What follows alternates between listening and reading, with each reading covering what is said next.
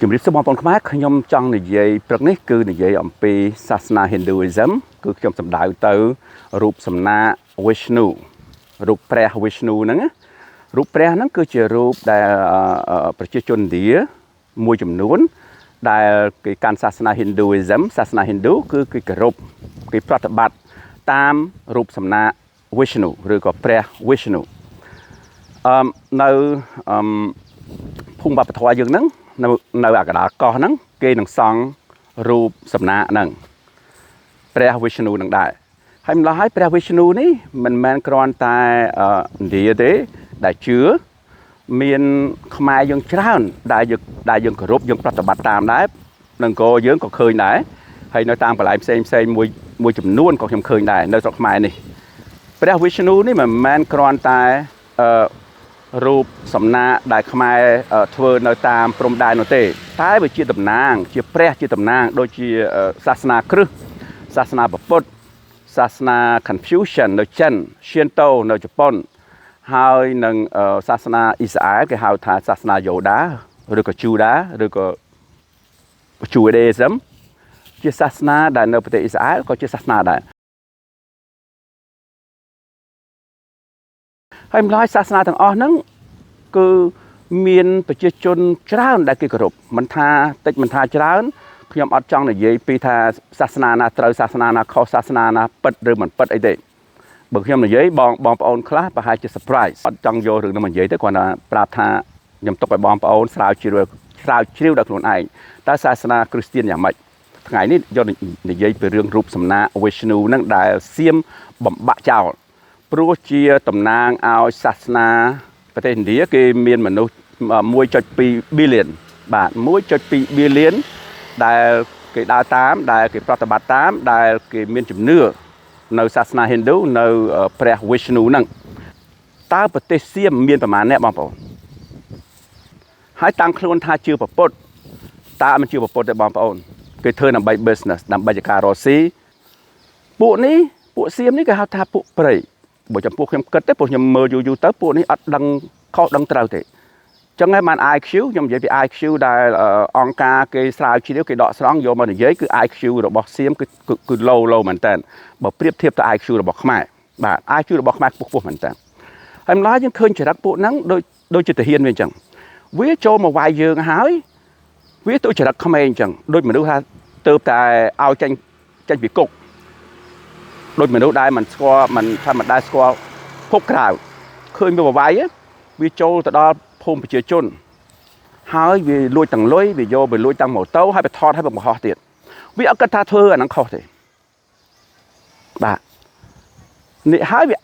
វាធ្លាប់តែអួតថាប្រទេសវាអត់មានប្រទេសវាគឺមានលុយប្រទេសវាគឺប្រទេសអ្នកមានខ្មែរទេក្រតែចរិតពួកវាធ្វើមកនៅប្រទេសយើងគឺមានន័យថាពួកវាហ្នឹងដូចជាពួកនៅក្នុងគុកមិនដែលស្គាល់ពិភពក្រៅទេដល់វាបានឆេញចូលមកប្រទេសយើងអូវាសប្បាយមែនតើតែបញ្ចូលភូមិយើងបញ្ចូលកន្លែងយើងបញ្ចូលបានផ្លែទេបងប្អូនដឹងចឹងហើយព្រោះនៅតាមព្រំប្រទល់យើងគឺអត់មានលបងទេហើយយើងអត់មានទាហានណាទៅយាមរាប់រយគីឡូដីហ្នឹងទេអត់ទេវាចង់ចូលតាមណាក៏បានដែរអត់មានលបងទេបងប្អូនពួកខ្ញុំឃើញបងប្អូនខ្លះគាត់ថតមកមុននឹងទៀតគាត់ថតមកឃើញវាដើរចូលមកអញ្ចឹងព្រោះយើងអត់មានលបងទេវាដើរចូលមកអញ្ចឹងបានវាដើរជាន់មីននោះហើយម្ល៉េះពេលណាវាដើរចូលមកគឺកន្លែងហ្នឹងគឺយើងអត់មានទាហានយើងហ៎វាចូលមកអញ្ចឹងហ៎តែវាចូលមកបានយូរទេបាទម្ល៉េះពួកនេះបើយើងមើលចរិតពួកនេះគឺថាដូចជាក្មេងហើយវាអួតថាប្រទេសវាអត់មានតែចរិតពួកវាខុសពីយើងចឹងហើយបានអង្គការគេដកស្រង់ពី IQ គឺមែនខ្ញុំមើលចឹងមែនអានេះអង្គការគេទេមិនមែនខ្ញុំទេណាខ្ញុំគ្រាន់តែយករឿងនឹងយកមកចែកចាយបងប្អូនថា IQ របស់សៀមគឺ low មែនតើហ្នឹងហើយចរិតពួកវាអញ្ចឹងម្ល៉េះហើយបានវាទៅកំទេចរូបសំណាក Vishnu ព្រះ Vishnu វាបំបាក់ចោលបងប្អូនគិតចេះបើសិនជាសៀមបាទសៀមមិនថាវាគោរពព្រះពុទ្ធវាជឿព្រះពុទ្ធតែការពិតមិនមែនទេវាជឿស្ដេចរបស់វាគោរពស្ដេចរបស់វាមានរូបស្ដេចព្រោះខ្ញុំចាំពេលជំនាន់ខ្ញុំទៅដល់ខៅដាងខ្ញុំឃើញពួកវាដាក់រូបស្ដេចដាក់នៅក្នុងលំអវាដាក់នៅក្នុងបឹស អាបឹសដែល ដែលដឹកមនុស្សហ្នឹងណាខ្ញុំឃើញវាដាក់អញ្ចឹងទៅខ្ញុំឆ្ងល់ថាកន្លែងណាក៏ឃើញពួកនឹងព្យួរបតោងរូបស្ដេចវាតែយើងក៏មិនសូវច្បាស់ដែរទេខ្ញុំក៏អត់សូវច្បាស់ដែរទេគាត់ដឹងថាវាគោរពស្ដេចវាមែនយើងមិនគិតទេបើវាយករូបបើវាសង់រូបសំណាកស្ដេចវាសង់ធំមួយកន្លែងណាក៏ដោយហើយយើងទៅកំទេចចោលកំទេចរូបស្ដេចកំទេចឲ្យថតយកមកឲ្យវាមើលទៀតតើវាមានអារម្មណ៍យ៉ាងម៉េចបាទអាហ្នឹងយើងក៏និយាយពីរឿងប្រពុតពួកវាអត់ជឿប្រពុតនោះវាធ្វើដើម្បីលុយទេខ្ញុំនិយាយពីរឿងស្ដេចវាគ្រប់ស្ដេចវាណាអញ្ចឹងហើយបានពួកវាគេហៅ brain wash អញ្ចឹងហើយបានស្ដេចវាហ្នឹងបង្វែរខួរក្បាលពួកវាសារព័ត៌មានវាគេបំភ្លឹះគេកែដើម្បីបង្វែរខួរក្បាលរបស់ពួកសៀមអញ្ចឹងហើយបានពួកសៀមអត់ដឹងស្អីទេវានៅតែនិយាយថាយើងនឹងជាអ្នកឈ្លានពានវានៅតែនិយាយថាយើងនឹងជាអ្នកបាញ់មុនពួកសៀមមិននៅកិនអញ្ចឹងប្រជាជនវាភាគច្រើនគេនៅកិនអញ្ចឹងគ្រឹះសាសនាក៏អញ្ចឹងដែររូបពុទ្ធក៏ដូចគ្នាដែរសាសនា Judaism ឬក៏សាសយូដានៅប្រទេសអ៊ីស្រាអែលក៏ដូចគ្នាដែរសញ្ញាគេហ្នឹងគឺស្អីដូចសញ្ញាផ្កាយអញ្ចឹងបាទតែវាមាន6ជ្រុងតែគេនោះគេជឿកពីសញ្ញាចាស់យើងយកកពីសញ្ញាចាស់ហ្នឹងយកមកដុតមើលក៏គេមានប្រតិកម្មដែរសាសនានីមួយៗយើងត្រូវតែ respect យើងត្រូវតែគោរពសាសនាហ្នឹងខ្ញុំរៀនគោរពអញ្ចឹងបាទកុំឲ្យសុបពេកតែពេលយើងជឿសាសនានីមួយៗដល់ពេលយើងសុបទៅយើងមើលអត់ឃើញតាមម្ខាងទេយើងអត់មើលឃើញភពខាងក្រៅយើងទេដោយសារយើងសុបពេកតែយើងសុបពេកគឺធ្វើស្អីគឺគឺខ្ញុំនិយាយចំហ្មងណាគឺយើងធ្វើខុសតែសុបពេកអញ្ចឹងអំឡោះយើងត្រូវបើកចិត្តយើងមើលទៅភពក្រៅយើងមើលទៅសាសនាគេដទៃយើងមើលទៅអ្នកផ្សេងហើយមួយទៀតចង់និយាយពីលិខិតមួយច្បាប់ដែលរដ្ឋាភិបាលយើងផ្ញើទៅសៀមតែសៀមយល់ច្រឡំនឹងចេះទេលិខិតយើងហ្នឹងអ្វីដែលខ្ញុំស្ដាប់មកគឺលិខិតដែលរដ្ឋាភិបាលយើងផ្ញើទៅក្រសួងការពារជាតិរបស់សៀមហ្នឹងគឺយើងសុំឲ្យយើងពេលដែលយើងប្រជុំហ្នឹងប្រជុំថ្មីនេះយើងត្រូវតែនិយាយឲ្យបានច្រើនឬក៏សន្ទនាគ្នាពីរឿងឈប់បាញ់ហ្នឹង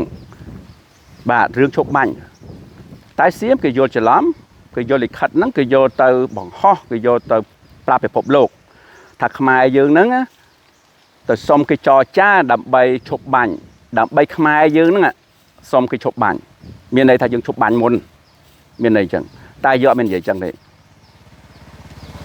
យើងគូឲ្យខ្មែរយើងចេះខ្មែរយើងឆ្ងល់ថាហេតុអីបើថាវាមិនយល់អ្វីនៅក្នុងអលិខិតហ្នឹងវាគួរតែប្រើ AI បកប្រែទៅតើក្នុងលិខិតនិយាយថាម៉េចនិយាយគ្រាន់ថានិយាយពេលយើងចូលប្រជុំនេះយើងគួរនិយាយពីរឿងហ្នឹង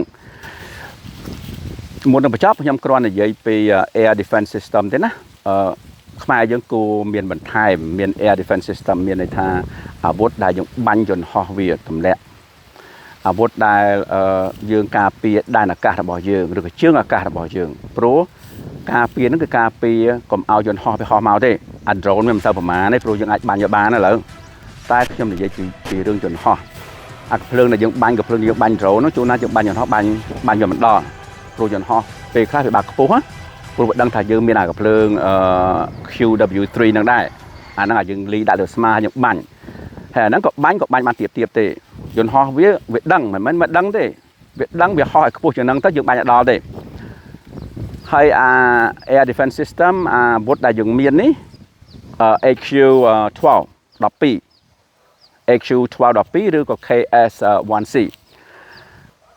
ម្ល៉េះហើយយើងគ្រាន់ថាយើងគួរតែមានអាវុធបន្ថែមទៀតមានអានឹងបន្ថែមទៀតឲ្យបានច្រើនយើងមានតិចពេកក៏យើងពិបាកដែរមិនចឹងយើងមួយដាក់នៅកន្លែងនេះទៅមួយដាក់កន្លែងនេះទៅយើងមានតិចពេកយើងដាក់បានគ្រប់កន្លែងម្ល៉េះហើយពេលវាបើកយន្តហោះមកវាបើកខុសកន្លែងយើងដាក់នៅនោះតែវាបើកមកនៅណែបាទព្រោះអាវុធហ្នឹងយើងត្រូវទិញបន្ថែមយើងគួរតែមានបន្ថែម AQ12 បាទ AQ12 នេះគឺអា system ដែលយើងមានហ្នឹងប៉ុន្តែពាក្យមួយទៀតហ្នឹងពាក្យដែលគេលក់ទៅឲ្យក្រៅប្រទេសគេប្រើ KS1C AQ12 ហ្នឹងគឺជា mid range ហ្នឹងវាបាញ់មិនសូវបានឆ្ងាយប្រហែលទេបាទវាមានAQ9 អាលេខ9 AQ9 ហ្នឹង long range ហ្នឹងបាញ់បានឆ្ងាយអារ៉ាដាវាយើងមាននេះរ៉ាដាវាចាប់បានខ្ទង់120គីឡូម៉ែត្របាទ120គីឡូម៉ែត្រចាប់រ៉ាដាចាប់ ពេលយើងបាញ់យើងអាចបាញ់បានទៅដល់70 គីឡូម៉ែត្របាញ់អាក្របបាញ់ហ្នឹង70 គីឡូម៉ែត្រហើយបើយើងបាញ់ឡើងកម្ពស់បាញ់អាយន្តហោះឬក្របនៅខ្ពស់យើងអាឡើងកម្ពស់ altitude ហ្នឹងបាញ់ឡើងហ្នឹងខ្ទង់27 គីឡូម៉ែត្រយើងត្រូវមានគ្រប់អាវុធមានច្រើនយើងដាក់ឲ្យគ្រប់កន្លែងដោយសារយើងអត់មានអាវុធដាក់ឲ្យគ្រប់កន្លែងទេឥឡូវដាក់មិនគ្រប់ទេព្រោះយើងគិតមើលដីប្រមាណគីឡូដីព្រំបន្ទល់យើងវែងណាបងប្អូនម្ល៉េះហើយអាវុធយើងតើយើងមានច្រើនបាទយើងដាក់ទៅបានមិនដូចអា BM21 ទេ BM21 គឺយើងមានច្រើនតែអាវុធបាញ់យន្តហោះនេះគឺយើងអត់មានច្រើនទេម្ល៉េះហើយយើងគួរតែមានអាហ្នឹងឲ្យច្រើនបើយើងទិញតា AQ12 ដដែលក៏បានដែរឬក៏ថែមAQ9 ព្រោះអាហ្នឹង long range របស់គេណាអាហ្នឹងមកបាញ់បានឆ្ងាយបើយើងមានច្រើនយើងអាចដាក់បានគ្រប់ខេត្តបាទគ្រប់ខេត្តយើងមានប្រហែលខេត្ត7 8ខេត្តតាមព្រំបន្ទល់ហ្នឹងអញ្ចឹងមួយខេត្តយើងដាក់1 2មួយខេត្តដាក់1 2អញ្ចឹងទៅមានយន្តហោះលុះត្រាតែមានលុយបើអត់មានលុយទេឬក៏យើងចង់ទិញតែអាធូរថ្លៃដូចខ្ញុំនិយាយមុន L របស់ចិន L15 អាហ្នឹងក៏អាចច្បាំងបានដែរព្រោះមានយន្តហោះបើសិនជាសៀមនៅបើកយន្តហោះឡើងមកវាចូលមកទឹកដីយើងតើយើងធ្វើម៉េចចំពោះខ្ញុំគឺយើងបាញ់វាល្អជាងឬក៏យើងបើកយន្តហោះរបស់យើងឡើងទៅធ្វើស្អីតើយើងជំនាញខាងប្រយុទ្ធ dog fight បាទ dog fight មើលថាយើងប្រយុទ្ធនៅលើអាកាសមានតែយើងបើកទៅយើងត្រូវ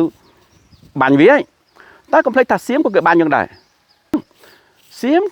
តើគេបើកយន្តហោះចូលមកលើទឹកដីយើងហើយគេមានកំភ្លើងរបស់គេមានគ្រាប់របស់គេអាចបាញ់យើងបាន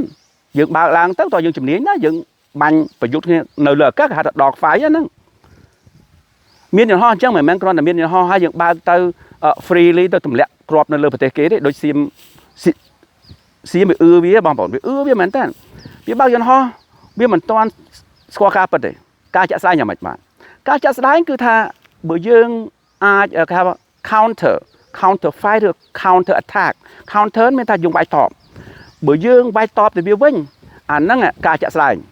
តែយើងអត់បានវាយតបវាទេវាបើកយន្តហោះមក free ហ្មងបើចង់បើកមកកន្លែងណាក៏បានដែរយើងអត់មានវាយតបទៅវាទេម្ល៉េះហើយអានោះមានការចាក់ស្ដែងបើយើងវាយទៅវាវិញតើវាអាចទប់ទល់យើងបានអត់ម្ល៉េះហើយសៀមវាមិនឲ្យយើងបាញ់ងាយទេបើយើងបើកយន្តហោះឡើងទៅគឺវាក៏ចេះបាញ់ដែរយើងក៏ចេះបាញ់ដែរវាត្រូវប្រយុទ្ធគ្នាហើយគ្រោះថ្នាក់ណាបងប្អូនបាទអានេះខ្ញុំនិយាយពី dog fight ទេលុះត្រាតែយើងរៀនដូចប៉ាគីស្ថានបាញ់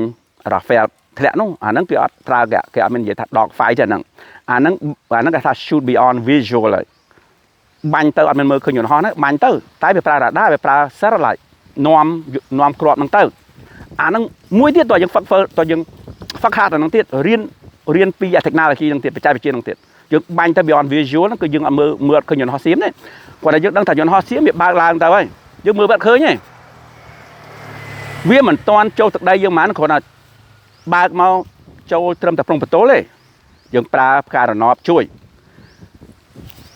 រឿងមានយន្តហោះនេះរឿងចម្បាំងនេះតើយើងហ្វឹកហាត់មែនតើមិនដូចប្រទេសទេតែគេថាគេមានបទពិសោធន៍យូរប្រទេសយើងតើតែអូចំណាយលុយច្រើនណាស់ហើយតើយើងប្រកែកយើងជំនាញដែរតែបើយើងមាន self defense system យើងមានកំភ្លើងឲ្យគ្រប់ខេត្តជាភាសាយើងដាក់នៅទីក្រុងធំដូចជាភ្នំពេញបាទខ្ញុំយល់ហើយត្រូវដាក់នៅភ្នំពេញម្ល៉េះហើយយើងត្រូវទិញបន្ថែមដើម្បីយកទៅដាក់នៅតាមព្រំបន្ទល់យើងមាន7 8ខេត្តមួយខេត្តយើងដាក់2 3មួយខេត្តដាក់2 3មួយខេត្តដាក់2 3យើងត្រូវការទិញចំពោះខ្ញុំទេទិញអាហ្នឹងបន្ថែមបើយើងមានតែអាកំភ្លើ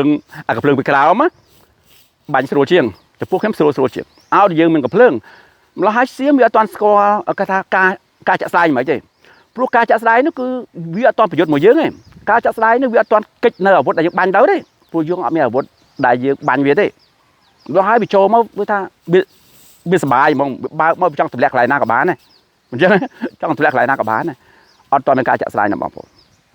យើងត្រូវការអាវុធអា Q12 នឹងបន្ថែមទៀតឬក៏ Q9 អា long range បាញ់បានឆ្ងាយ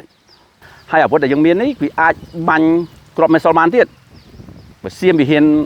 ដាក់គ្រាប់ធំតែសៀមវាអត់មានគ្រាប់ធំអីទេធំជាងគេអាហ្នឹងទំហំវាប៉ិនអា PHL ហ្នឹងដែលខ្មែរមានហ្នឹងអំឡោយវាអត់មានអាធំយ៉ាងហ្នឹងអត់មានទេវាសម្ងាត់វាមានអាចកំបាំងសម្ងាត់វាអត់ចាយយើងទេបាទហ្នឹងខ្ញុំអត់ទាន់ហ៊ានយកមកនិយាយទេបាទម្ល៉េះហើយខ្ញុំគ្រាន់ គ្រាន់តែនិយាយប៉ុណ្ណេះទេនិយាយថាចំពោះរវាងយន្តហោះហើយនឹងកាភ្លើងបាញ់យន្តហោះវានេះខ្ញុំ prefer កាភ្លើងបាញ់យន្តហោះតែបើយើងមានយន្តហោះគ្រាន់តែកម្លាវាគ្រាន់តែឲ្យវាដឹងថាយើងមាន power យើងមានឥទ្ធិពលដែរដោយសារយើងមានយន្តហោះល្អតែរឿងយន្តហោះបើកឡើងទៅបើកទៅទម្លាក់នៅប្រទេសសៀមនេះអត់ស្រួលទេបងប្អូនព្រោះសៀមនេះស្អីក៏វាហ៊ានធ្វើដែរខ្ញុំមានន័យថាស្អីក៏វាហ៊ានធ្វើដែរមិនចឹងទេមានន័យថាកាភ្លើងដែលបាញ់យន្តហោះវាមានច្រើនវាមានច្រើនបាទវាមានកាភ្លើងកាភ្លើងដែលមានឥឡូវហ្នឹងHQ12 វាមានដូចគ្នាទេបាទពួកនេះស្អីក៏ហ៊ានបាញ់ដែរស្អីក៏ហ៊ានប្រើដែរវាបាញ់យើងហើយអត់ស្រួលទេហើយយើងអត់មានបំណងទៅឈ្លានពានប្រទេសវាទេវាហោះវាយកអាក្រិបប៉ិនបើកចូលមកទឹកដីយើងបំរុងមកទម្លាក់យើងមានកាភ្លើងបាញ់វាឥឡូវថាយើងមានហើយចុះតាមខេត្តយើងមាន2 3ចឹងទៅហើយយើងមានយន្តហោះដែរតើបងប្អូនចង់ប្រើយន្តហោះឬក៏ប្រើកាភ្លើងបាញ់វាតើមួយណាបងប្អូនថាមានប្រសិទ្ធភាពជាមួយណាមិនសូវគ្រោះថ្នាក់តែឥឡូវហ្នឹងយើងអត់មានគ្រប់ខេត្តទេបានយើងបាញ់វាមិនកើតយើងមិនដឹងវានៅកន្លែងណាយើងដាក់នៅខេត្តមួយនេះស្រាប់វាចូលខេត្តមួយនោះយើងក៏ភ្លើងយើងរើទៅបើកយកដាក់នៅខេត្តមួយនោះស្រាប់វាបើកយន្តហោះចូលខេត្តមួយនោះមានយន្តហោះនេះល្អតែចំពោះខ្ញុំមានដើម្បីគម្រាមវាដែរដើម្បីឲ្យឃើញថាយើងមានយន្តហោះដែរគឺល្អតែរវាងយន្តហោះហើយនឹងកាភ្លើងបាញ់ខ្ញុំយកកាភ្លើងបាញ់ទៅបាទអានេះជាយោបល់ខ្ញុំទេបងប្អូនមានយោបល់របស់បងប្អូនបាទវីដេអូមួយនេះមានប៉ុណ្ណឹងទេស្មានអរគ្នានៅនិយាយម្ដងទៀតបងប្អូនខ្លះប្រហែលមិនទាន់បានឮខ្ញុំនិយាយម្សិលមិញទេ Merry Christmas Merry នេះមានតែ Happy Christmas បាទ Merry Christmas ឬក៏ Happy Christmas មានន័យអញ្ចឹងហ្នឹងហើយវីដេអូមួយនេះមានតែប៉ុណ្ណឹងទេសំណាងល្អទាំងអស់គ្នាពីប្រទេសខ្មែរបាយបាយ